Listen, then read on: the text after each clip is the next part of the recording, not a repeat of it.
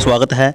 आज कुरुक्षेत्र भूमि न्यूज आपको लेकर पहुंचा है जिला पानीपत के ग्रामीण क्षेत्र के गांव नौलथा डुंगरान में। और आज हमारे साथ भावी सरपंच पद रेणु देवी व समाज सेवी मौजूद हैं राम मेहर जी नंबरदार। इनसे हम जानकारी लेंगे कि इनकी जो पुत्र वधू है वो क्या क्या सौगात लेकर जैसे जनता के बीच में आने वाली है। और चुनाव जैसे चुनावी सरगर्मियां स्टार्ट हो चुकी हैं और हर गांव में और हर क्षेत्र में जो सरपंच चुनाव पद के जो उम्मीदवार है वो निकलकर सामने आ रहे हैं। तो जानकारी लेंगे नंबरदार जी से कि अब की बार ये क्या सौगात लेकर जनता के बीच में आए हैं। सर नमस्कार।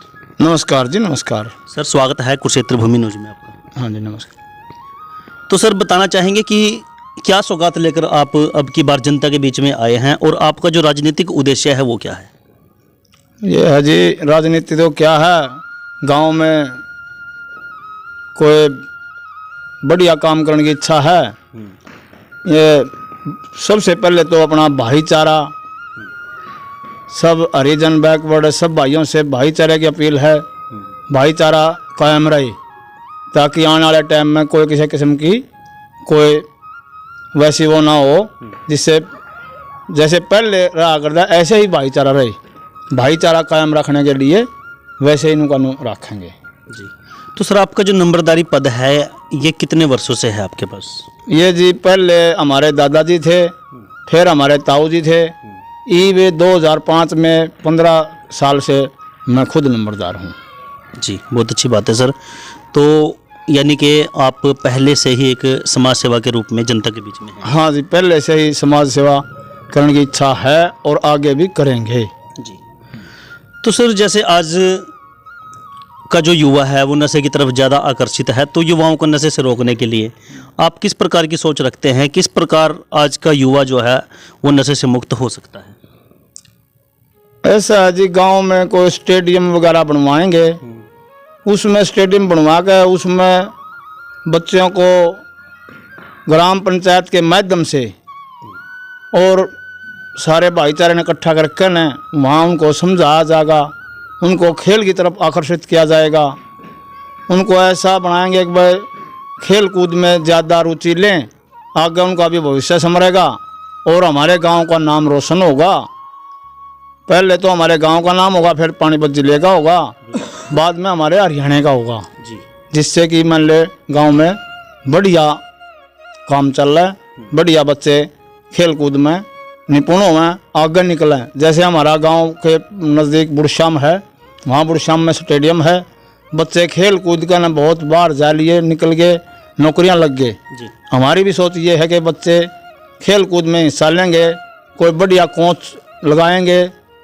सरकार से भी अपील करेंगे, सरकार से नहीं काम चला फिर अपने हिसाब किताब से अपना कोच छोड़ा जाएगा जी। उससे जी बहुत अच्छी सोच है सर आपकी। तो सर आपके गांव की जो कुल आबादी है, कुल वोट है वो कितने हैं, कुल वार्ड कितने हैं? हमारे गांव में पूरे गांव में तो 7,000 के करीब हैं वोट। हमारे नौलथा डुंगरान में भी कम से कम भी मेरे ख्याल में 34-35 वोट्स हैं जी। और 13 वार्ड हैं जी। आबादी तो हो गई कम से कम मेरे ख्याल में वोटों की हाँ जी, वोटों की जो आबादी है, कुल आबादी तो मेरे ख्याल में हो गई कम से कम भी 15,000 से भी ज़्यादा जी। तो सरपंच साहब जैसे देखने में आता है कि बहुत सी समस्याएं हैं, क्योंकि सरपंच हर बार बनाए जाते हैं, हर 5 साल के बाद जो गांव की भागदौड़ है वो एक नए व्यक्ति के हाथ में सौंपी जाती है, लेकिन उसके बाद जो समस्याएं हैं वे जो कि तू पनप रही हैं, तो उन समस्याओं को जड़ से ख़त्म किस प्रकार से किया जा सकता है? और आपके गांव की जो मुख्य समस्या है, सबसे अहम समस्या है, जो आपकी भी समस्या है, सभी भाइयों की समस्या है, पूरे गांव की समस्या है, वो क्या है? पूरे गांव की समस्या पहले तो सफाइयाँ भी कम हो रही हैं। सफाई के लिए 2 मजदूर हैं, उनसे पूरे सफाई नहीं चल रही। जो ग्राम पंचायत के माध्यम से गांव में जो सफाई कर्मी रखे गए हैं वो कितने? वो 2 हैं जी, उनसे नहीं काम चल रहा। सरकार से अपील करें भाई 2 और लगाओ, नहीं तो फिर अपने पंचायत के उस हिसाब से अपने हिसाब से और 2 लगा देंगे। सफाई होगी तो काम चलेगा। वैसे तो गाड़ ऊंची उठा लो, नालियाँ और बनवा लो, जब भी कुछ नहीं। नालियाँ तो पहले डूंगी बहुत से हैं जी जी। अगर जो और उठाएंगे तो मकान नीच में जाए। आदमी हैं, नौकरी पैसा भी कम है हमारे गांव में, तो वैसे पहले पिछड़ा हुआ है। सर शुभ नाम क्या है आपका? मेरा नाम श्री दलेल सिंह। दलेल सिंह जी। तो सर जैसे आपके साथ, आपके सामने और काफ़ी वर्षों से आपके बीच में बहुत अच्छे सहयोगी आपके बैठे हैं राम मेहर जी।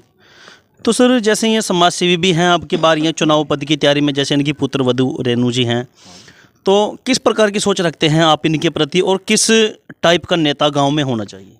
देखो जी, सबसे पहले तो ये समाज सेवी बहुत बड़े हैं हमारे गांव के। समाज सेवा में इनको कोई भी इंसान बोल दे कि आज भाई साहब वहाँ चलना, तो उसी टाइम तैयार है। हर पल ये एक दूसरे की मदद के लिए तैयार रहते हैं। और हमें इनसे बहुत ज़्यादा उम्मीद लगा रखी है हमने तो इनसे कि गाँव का विकास करेंगे जी।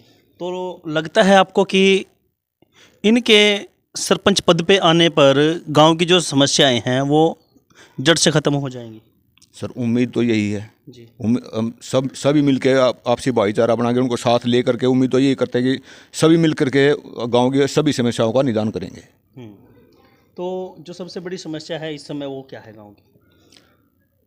देखो हमारे हिसाब से तो गांव की समस्या ये बेरोजगारी और आज के नौजवान भटके हुए हैं उनको रास्ते पर लाना कि यही सबसे बड़ी समस्या है जी।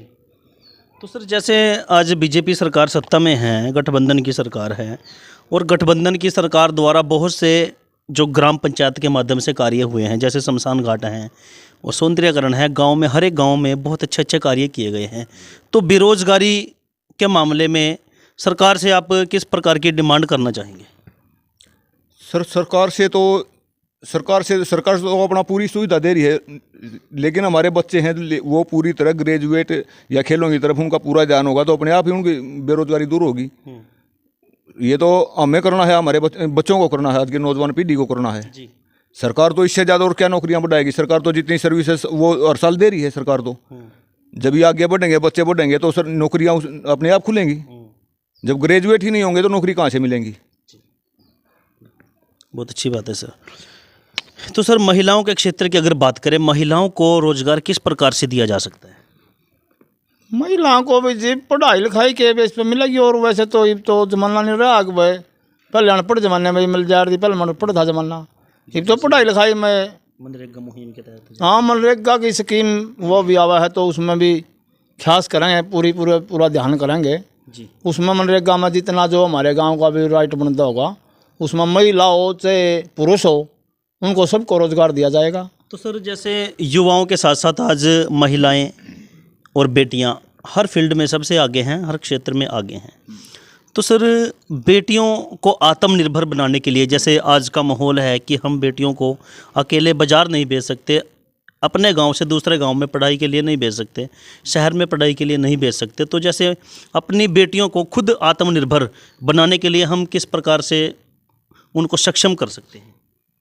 पढ़ाई लिखाई ठीक चल रही है जी बच्चियाँ की, वहाँ कोई दिक्कत नहीं। हमारे गांव से तो पहले भी जा रही हैं ऐसे ही बेटियाँ। बेटियों के साथ इसका मंत्री था वो कृष्ण पुआर है जी, उसके पास भी गए थे, बस की भी बोल रहा था, बस की भी सुविधा, लेकिन इनने कोई ख्यास नहीं करी जी।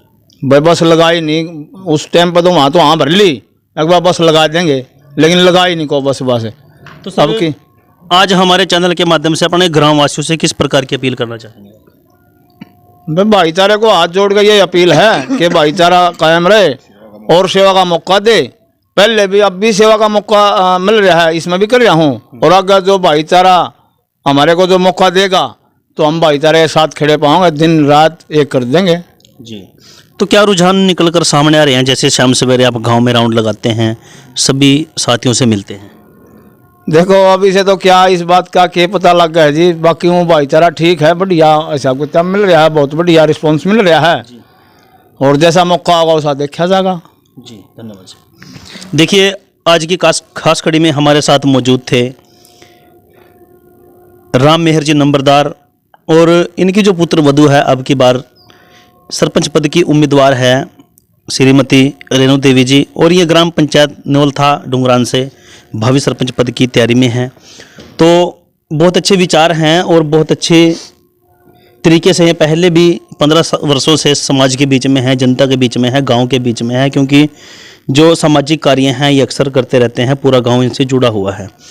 तो हम भी ग्रामवासियों से अपील करते हैं कुरुक्षेत्र भूमि न्यूज़ के माध्यम से कि अब की बार नंबरदार जी को एक सेवा का मौका और दिया जाए, ताकि गांव की जो गंभीर समस्याएं हैं उनका भी निवारण हो सके, उनसे निजात मिल सके। तो बने रहें कुरुक्षेत्र भूमि न्यूज़ के साथ। कैमरामैन राजू राणा के साथ राजेश सिरसवाल की एक रिपोर्ट।